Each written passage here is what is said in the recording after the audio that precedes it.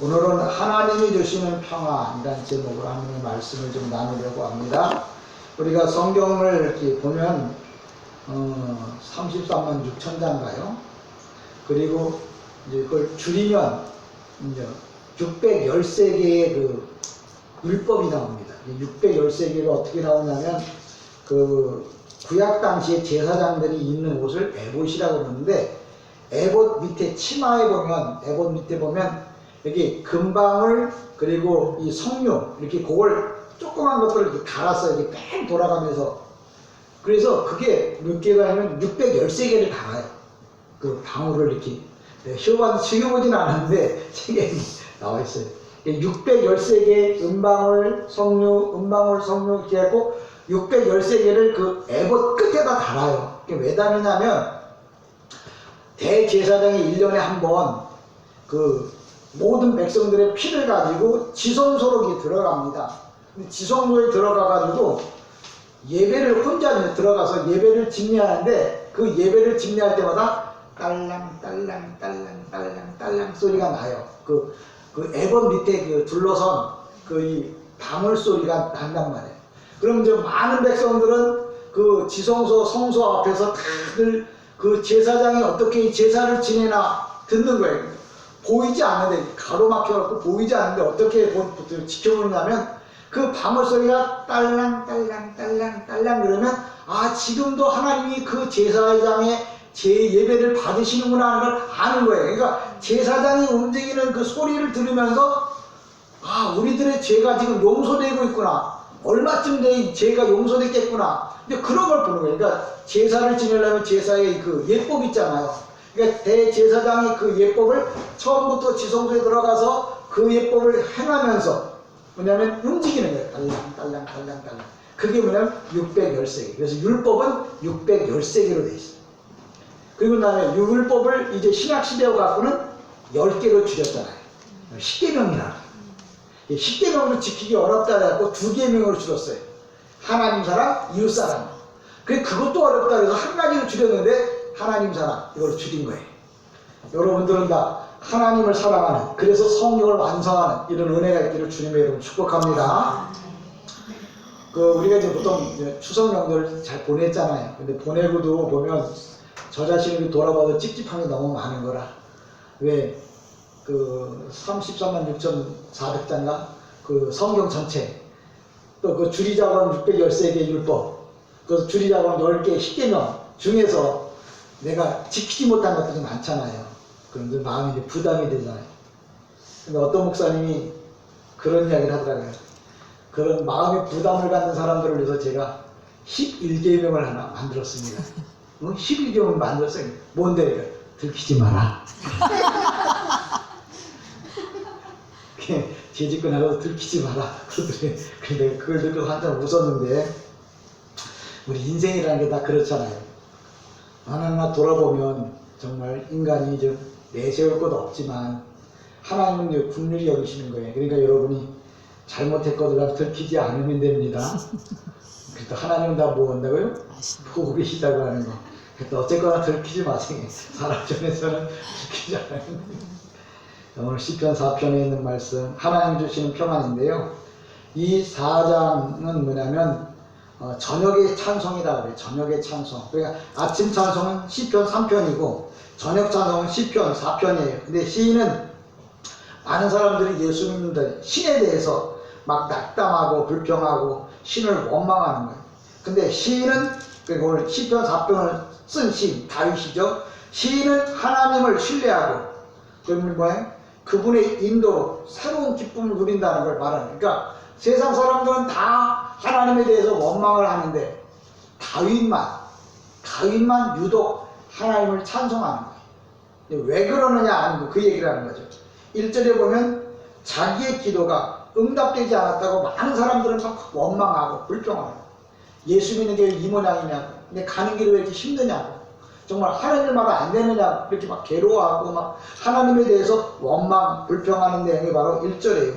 자기의 기도가 응답되지 않았다고 고백할 때, 그래서 고난 속에서 뭐예요? 하나님을 신뢰할 수 없다, 믿을 수 없다고 막 이렇게 이야기하고 있는 그때 다윗은 뭐냐면 하나님께 기도함으로 말미암아 참된 평안을 얻게 되었음을 이야기하는 거예요. 그러니까 인생이라는 게 똑같아요. 그런데 어떤 사람은 행복하게 살고 어떤 사람은 불행하게 살아요. 어떤 사람은 기도했는데 응답이 안 되고 어떤 사람은 기도했는데 응답이 되는 거죠. 그래서 바로 2절 1절에 보면 게 하나님이란 그런 우리가 보통 왜 그렇게 되어지느냐, 어떤 사람은 열심히 기도했는데 왜 응답이 되지 않느냐, 어떤 사람은 기도했더니 응답이 된다 하는 말은 제가 아침에도 말씀드렸지만 예배라는 건 동사 플러스 명사라고 그랬어요. 다시 말하자면 내가 예배를 드릴 하나님을 정확하게 알고 그분께 예배를 드려야 그 예배가 하나님 앞에 올라가는 거예요. 그런데 그렇지 못하고 하나님에 대해서 알지 못하고 말씀에 대해서 알지 못하고 드리는 예배는 드려도 뭐예요? 응답이 없는 거죠.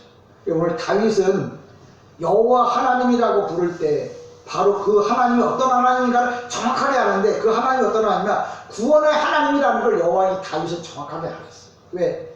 자기가 체험을 통해서 하나님을 알았기 때문에. 여러분이 신앙생활 하는데 신앙적 고백이 정확해야 될 것은 바로 뭐냐면 내가 믿는 하나님이 누군가를 분명하게 알고 신앙을 고백해요. 그렇지 않고 그냥 고백하는 신앙은 하나님 앞에서 뭐예요? 응답이 없어요. 그러니까 매일 뭐예요? 근데 예수를 그렇게 믿어봐도 하나님이 응답 안 하시더라. 왜? 자기가 하는 신앙 고백이 올바르지 않아서. 그러니까 오늘도 다윗이 우리에게 교훈하는 내용이 뭐냐? 네 인생에 문제가 있는 이유가 뭐냐고 묻는다면 네가 정확하게 하나님 앞에 신앙 고백을 하지 않기 때문에 그렇다. 그 얘기를 이야기하는 겁니다. 그러면서 2절에도 보면 2절 3절에 말했죠. 인생들아 어느 때까지 나의 영광을 받고 욕되게 하며 헛된 일을 좋아하고 거짓을 구하려는가. 여호와께서 자기를 위하여 경건한 자를 택하신 줄을 너희가 알지어다. 내가 부를 때 여호와께서 들으시리로다. 이 무슨 얘기냐면 하나님 앞에 원망하는 사람들을 보면 하나님을 정확하게 모르고 부르기 때문에 그렇다. 오늘 많은 교회가 성도가 교회 나왔다고 중요한 게 아니라 하나님을 정확하게 알고 불러야 되는데 하나님을 정확하게 모르고 부르기 때문에. 다윗은 그걸 오늘 우리 이 세상의 사람들만 그러는 거야. 야, 교회에서 기도해봐도 아무것도 안 돼. 아무것도 안 돼. 아무것도 안 돼. 옛날 다윗 당시에도 그런 거예요. 그냥 열심히 하나님 앞에 기도하는데 하나님이 자기 기도를 안 들어주는 거예요. 그러니까 다윗이 그런 거야. 무슨 소리야. 하나님이 내 기도를 들어주시는데 라고 말. 야, 그럼 넌 어떻게 해서 하나님이 네 기도를 들으시냐? 라고 물으니까 나는 내가 부르는 하나님이 누군가를 정확하게 알고 내가 부르기 때문이다. 여러분의 인생에 문제가 생기는 이유가 뭐냐? 여러분 기도했는데 응답되지 않는 이유가 뭐냐? 내가 부르는 하나님을 정확하게 이해하지 못하고. 그러니까 항상 뭐예요? 여호와라고 하는 이름이잖아요. 근데 그분은 어떤 분이냐면 나를 구원하는 분이라는 것을 정확하게 믿고 알고 그리고 구해야 돼요. 그래야 하나님이 내 기도를 들으신다고 다윗은 말합니다. 그러면서 뭐라고 하냐면 거짓된 거룩한 예배. 이게 우리가 이 영광이라고 하는 말은 이 헬라어로는 이 독사라고 해요. 이 히브리어로다가 뭐냐면 카보드라고 그러는데 카보드라고 하기는 뜻이 뭐냐면 무겁다고.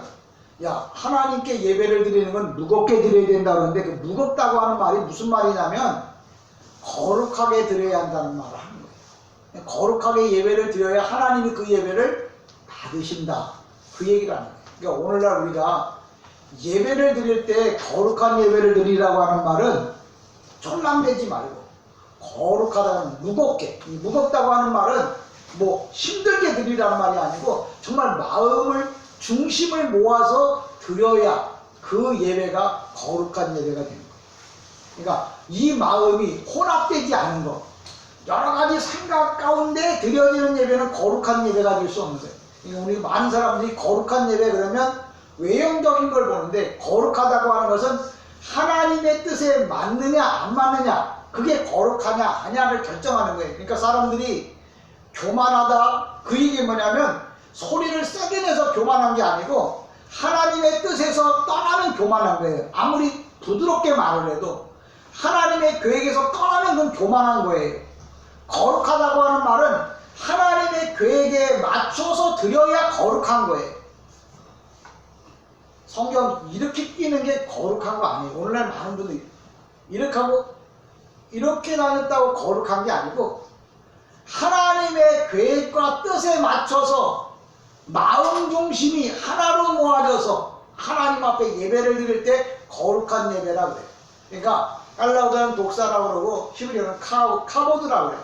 똑같은 말이에요. 거룩하다, 영광을 돌린다 그런 말인데 이 말은 다른 원래 해석은 왜 무겁다. 근데 어떻게 무겁다고 말해요?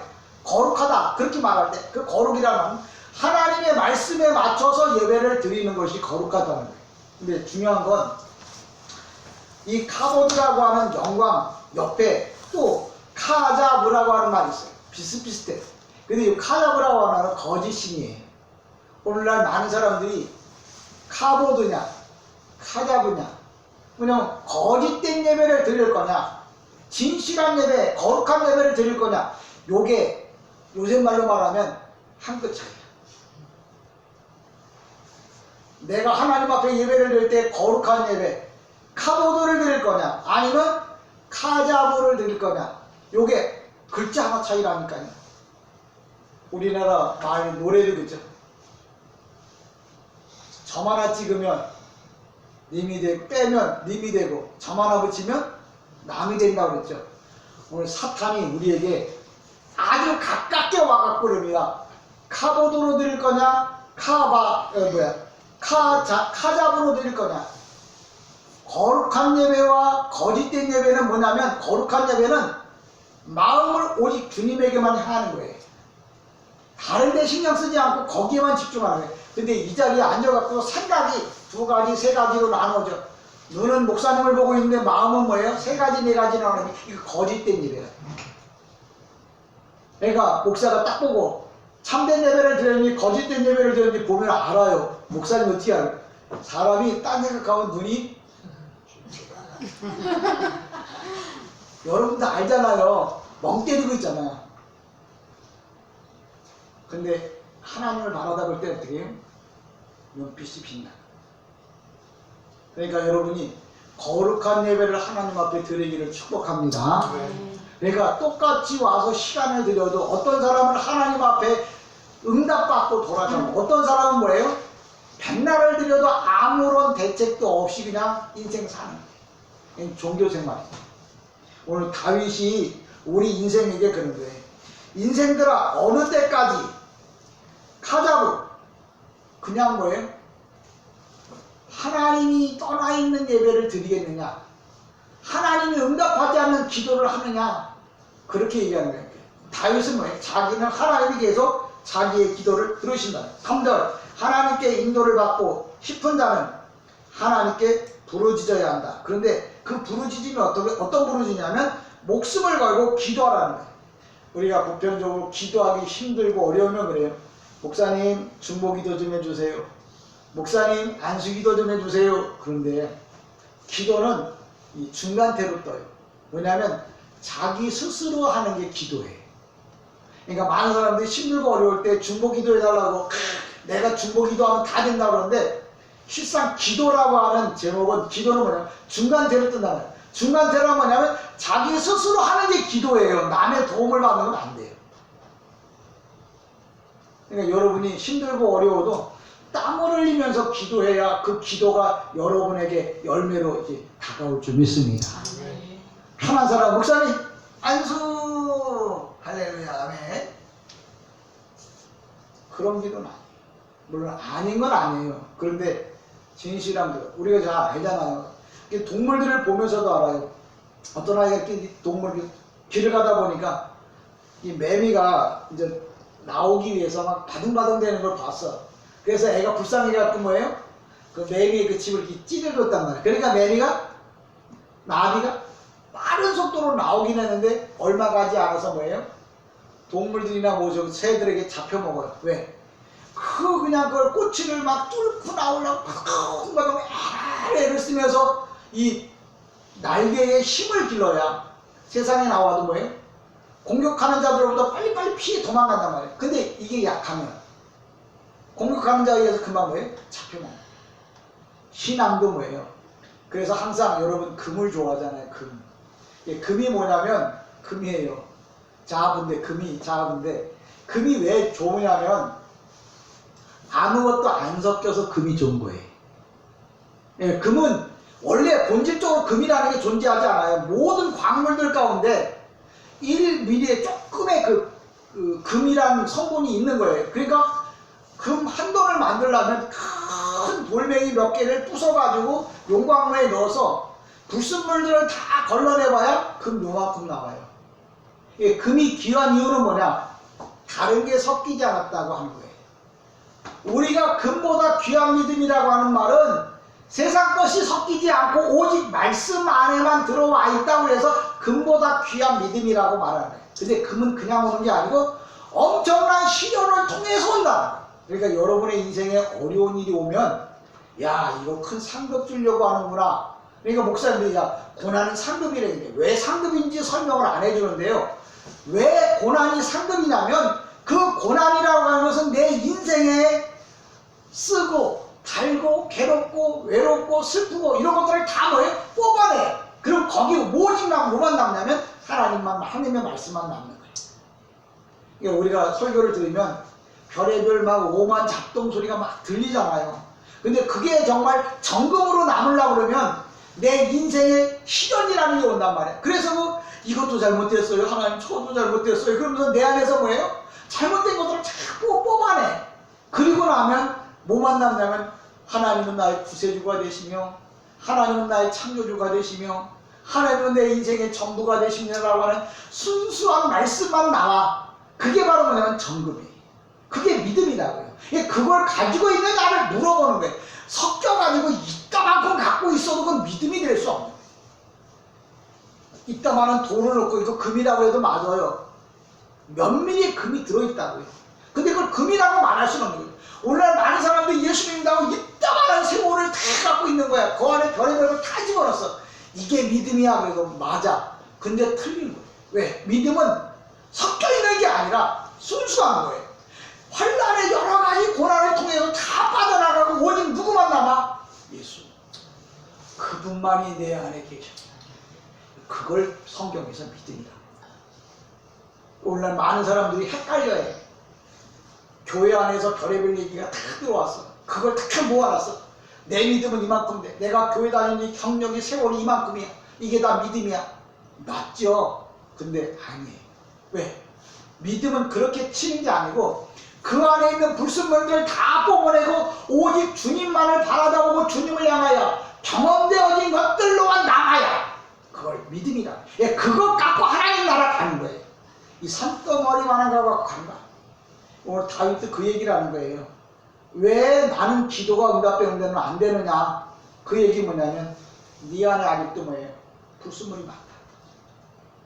우리가 날마다 예배를 드리는 이유, 내가 왜 고난이 오느냐? 그래서 항상 축복은 고난이라고 하는 보재기에서 쌓여서 온다고 하는 말은 그러면 그 보재기에 뭐 담아갖고 쌓여갖고 그런 과정을 통해서 내가 뭐예요? 거룩해지는 거예요. 내가 주님을 닮아가는 거예요. 그렇기 때문에 주님을 닮아가면 닮아갈수록 하나님의 축복이 가까이 온다는 말을 하는 거예요. 그러니까 많은 사람들이 그 축복은 고난의 보재기에 쌓여옵니다. 고난이라는 축복이라는 게 땡그라니 이렇게 보재기에 쌓여갖고 오는 게 아니라 고난이라는 걸 통해서 인생의 문제가 자꾸 뭐예요? 환난을 통해서 인생의 문제가 죄 문제가 다 뭐예요? 내 안에서 빠져나가. 그리고 남는 게 뭐예요? 축복이라는 거예요. 그러니까 오늘날 많은 사람들이 이 성경에 대한 이해를 안 해요. 그냥 무조건 주면 입 벌리고 아멘하고 다 먹으려고 해요. 근데 다 먹을 때 보면 별의별 그것까지 다 뭐예요? 먹다 보니까 먹다가 취하고 상하고 막 그래요. 근데 먹을 때 뭘 먹어야 되냐면 다 뽑아내요. 오직 말씀만 먹어야 돼요. 저는 여러분이 정말 하나님의 말씀만 먹어야 돼요. 하나님의 말씀은 뭐 별도로 똑 떼어서 주느냐? 아니에요. 인생이라고 하면 다 섞여 들어와요. 용광로 같은 거 보시면 아시지만 금을 만들어내기 위해서 별의별 것들이 다 그 안에 집어넣습니다. 용광로에다 뜨겁게 막. 그래서 막 불을 떼요. 그러면 철, 망간, 이거 다 흘러나와요. 온도에 따라서. 그래서 여러분이 환난을 통해서 여러 가지 문제들이 다 해결되잖아요. 그게 맨 마지막에 그러면 남은 게 뭐냐? 금이에요. 그러니까 여러분의 믿음이 금보다 귀하다는 믿음은 어떤 사람을 두고 말하냐면 환난이 비바람 치고 그렇게 왔는데도 그 믿음이 변하지 않는 사람들에게 주어지는 믿음이 바로 그냥 황금 같은 믿음이에요. 저는 여러분이 정말 황금 같은 믿음으로 하나님 나라에 들어가기를 주님의 이름으로 축복합니다. 아멘. 황금이 바로 그냥 만들어지는 거 아니에요. 금은 뭐예요? 원래 금이라는 존재가 없어요. 믿음이라는 건 원래 그냥 뚝 떨어져 갖고 내가 믿음 줄게 그래서 받는 게 아니라 하나님의 말씀을 받아요. 내 인생에 내 생각 속에 받아요. 근데 삶이라는 걸 통해서 그 말씀이 뭐예요? 말씀으로 되어지기 위해서 내 인생의 문제들이 하나씩 다 빠져나가. 그리고 난 다음에 남는 게 뭐냐면 말씀이고 그게 바로 뭐냐면 금이라는 거예요. 그러니까 환란이 여러분의 인생에 오고들라 내 팔자가 이 팔자니까 그렇지 그러지 말고 이제부터 하나님이 나에게 축복을 주시려고 내 인생의 모든 문제를 다 풀어주시려고 이렇게 하나님에게 연단하시는구나 그렇게 생각하시고 다윗이 말합니다. 목숨 걸고 기도하라고. 사도로 노래 보면 이렇게 합니다. 너희는 떨며 범죄하지 말지어다. 자리에 누워 심중에 말하고 잠잠할지어다. 셀라. 이 말은 무슨 얘기냐면 문제의식이 있는 분들, 다시 말하면 하나님을 떠나서 다른 것을 계획하는 자들을 향해서 그들의 생각을 바꾸라고 이야기하는 거예요. 여러분이 시편이라고 해서 쉽게 생각하지 마세요. 여러분들이 하나님을 떠나서 다른 방법으로 성공해 보려고 하지 마세요. 인간적인 생각 갖고 인간적인 방법 갖고 뭔가 평안하게 살아보려고 그러지 말고 하나님의 뜻이 무언가를 찾아봐야 한다는 거예요. 이게 다윗이 그런 얘기예요. 너희는 떨며 범죄하지 말지어다. 자리에 누워 심중에 말하고 잠잠할지어다. 여기 의란 말은 공의의 제사를 드리고 여호와를 의지할지어다. 이 말은 뭐냐? 다른 방법, 다른 생각으로 살지 말라. 이 떨다라고 하는 말 동사가 뭐냐면 두려움으로 떠는 것인데 다시 말하자면 이 말은 뭐냐면 명령형이에요. 너는 정말 하나님 앞에서 다른 생각하지 마라. 그러니까 잔머리 굴리지 마라 그런 얘기죠. 여러분들도 살아보시면 알지만 이걸 해야 되나 말아야 되나 그게 이제 잔머리라. 다윗은 그 얘기를 하는 거예요. 상황이 힘들고 어려워도 잔머리 굴리지 말고 오직 뭐예요? 하나님의 말씀만 받아보라고 이야기. 그러니까 다윗의 기도를 들으시는 거예요. 여러분 성공하는 사람들이 그냥 성공한 사람 봤어요? 요새 서민갑부라고 하는 텔레비 프로그램도 보시죠? 근데 그들이 그냥 성공 안 해요. 나름대로 여러 가지 환난과 여러 가지 어려움을 겪으면서 거기서 뭐예요? 나와요. 그처럼 신앙도 마찬가지예요. 그냥 가만히 앉아서 내일 복 받는 게 아니고 복 받을 인생이 되어야 하는 거예요. 그냥 주는 게 아니에요. 그러니까 복이라는 건 어느 날 갑자기 뚝 떨어지는 게 아니에요. 과일도 먹고 싶다고 해서 그냥 뚝 따오는 게 아니잖아요. 우리가 지금은 이렇게 따놓은 열매들을 저장했다 먹지만 원래 처음에 나무를 심으면 그 나무가 뭐예요? 봄, 여름, 가을, 겨울을 지나면서 열매가 맺혀져서 가을에 열매를 따먹듯이 믿음도 마찬가지예요. 그냥 어느 날 뚝 떨어지는 게 믿음이 아니에요. 내 인생에서 뭐예요? 믿음을 만들어내야 돼. 여러 가지 어려움이 있어도 말씀대로 살아보려고 애를 쓰고 하나님 뜻대로 살려고 눈물 뿌리고 기도할 때 거기서 뭐예요? 믿음이라는 게 나오는 거예요. 믿음은 그냥 만들어진 상품이 아닙니다. 만들어야 할 것들이에요. 저 여러분이 이 땅에 살면서 저 큰 믿음 가지고 하나님 앞에 가기를 소망합니다. 6절에 말합니다. 여러 사람의 말이 우리에게 선을 볼 자 누구냐 하오니 여호와여 주의 얼굴을 들어 우리에게 비추소서. 이 말은 뭐냐면 희생제사는 나의 하나님께 드리는 예배를 의미합니다. 무슨 얘기냐면 하나님을 신뢰하고 올바른 예배를 드릴 때 하나님이 내 기도를 들으신다는 거예요. 그러니까 지금 여러분이나 저도 이렇게 보면 성공한 사람들이 그냥 허다못해 음식을 맛을 내는 것도 그저 레시피 있다고 해갖고 내는 게 아니잖아요. 예배도 마찬가지고 여러분 축복받는 것도 마찬가지예요. 그냥 내어지는 것이 아니라 내가 예배를 정말 준비하고 노력해야 돼요. 기도도 뭐예요? 눈물 뿌려 정말 기도해야 돼요. 그래야 거기에 따르는 열매가 오는 거예요. 세상 사람이 성공하려고 해도 그렇게 노력해야 되는 것처럼 내가 하나님 앞에 복 받으려고 하면 나도 그만큼 뭐예요? 하나님의 말씀대로 살아야 복을 받는 거예요. 그거 없이 복을 받으려고 그러면 우상숭배입니다. 어떤 분이 그런 얘기를 하시더라고요. 귀신이 따뜻한 걸 좋아하고 편안한 걸 좋아한다. 그래서 귀신들이 항상 따뜻하고 좋은데 어디? 우리나라에서 제일 좋은 그 명당 자리를 잡고 있는 데가 어디냐면 절간이에요.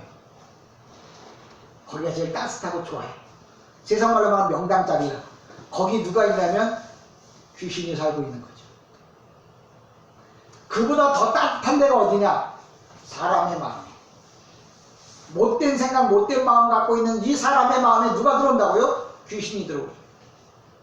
거라사에 귀신 들린 사람이 있었다.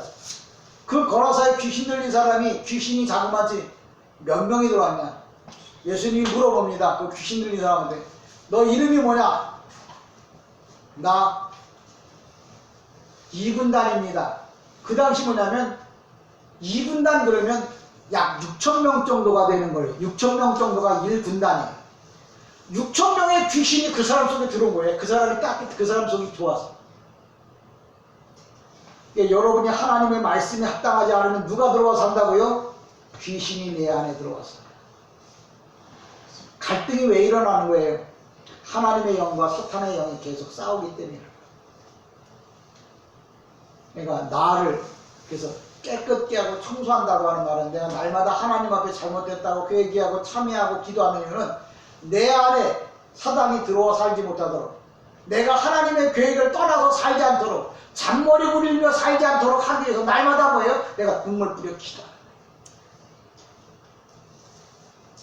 거예요. 여러분 안에 사탄이 거하는 곳이 아니라 누가 거해야 돼? 내 안에 사탄이 들어오면 성령님은 떠납니다. 근데 성령이 내 안에 들어오면 사탄은 뭐예요? 떠나게 됐어요. 여러분의 마음에 성령이 거하는 전, 오전에 말씀드렸죠. 백향목으로 집을 지어야 된다고요. 예수 피로 나의 죄를 뭐예요? 깨끗이 씻어서 흰눈 같은 신앙, 흰눈 같은 믿음, 마음을 가질 때 내 안에 성령님이 거하시는 거예요. 여러분의 심령에 바로 뭐냐면 하나님이 기뻐하는 삶을 살아가. 7절 8절에 보면 또 말하죠. 주께서 내 마음에 두신 기쁨은 그들의 곡식과 새 포도주가 풍성할 때보다 더하나이다. 이 말은 뭐냐면 당신이 내 마음에 뭐냐면 기쁨을 주셨다. 이 말은 예수님이 내 안에 오니까 내가 기쁘다는 거예요. 그러니까 예수님이 내 안에 오지 않으면 누가 오는 거예요? 사탄이 내 안에 들어오니까 시기, 질투, 원망, 좌절, 슬픔, 괴로움 이런 것들이 있는 거예요. 그러니까 다윗이 왜 기쁘냐고 묻는다면 하나님이 내 안에 오시기 때문에, 당연히 성령이 내 안에 오시면 뭐예요? 사탄은 떠나가잖아요. 그러니까 내 마음에 뭐예요? 기쁨이 넘치나이다. 그렇게 그랬다.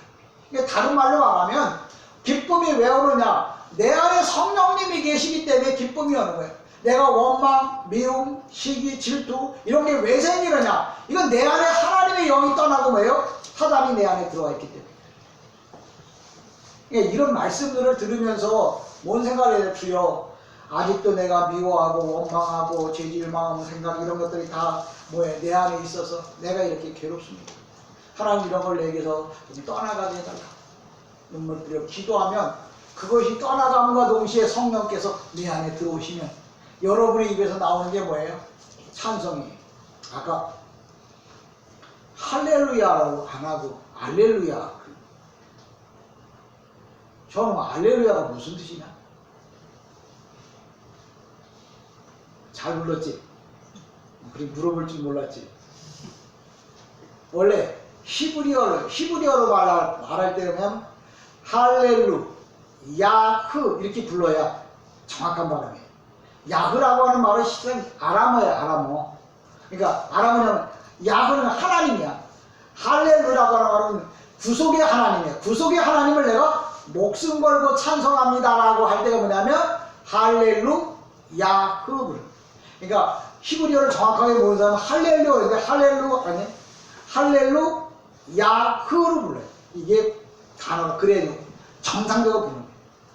할렐루야라고 하는 말은 제가 지금 오락가락 해요. 근데 원래 이제 할렐루야가 말 제가 기억하기로다가 아닐 수도 있습니다. 틀리면 다시 가르쳐 드릴게요.